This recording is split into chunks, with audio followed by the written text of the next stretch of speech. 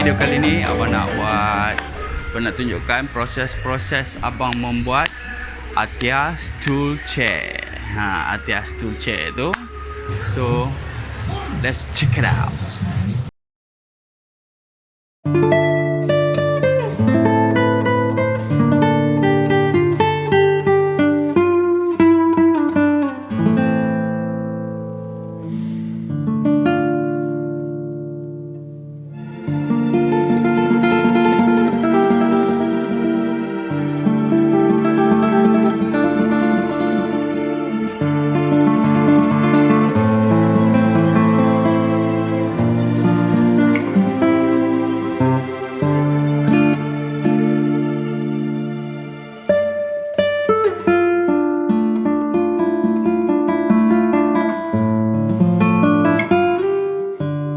Kita dah siap potong.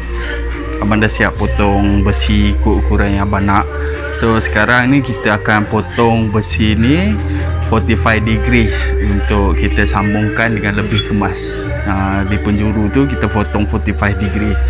Boleh je kita nak tak payah potong, tapi ada lubang lah kan belah atas tu. Guys, kita potong pula 45 degree.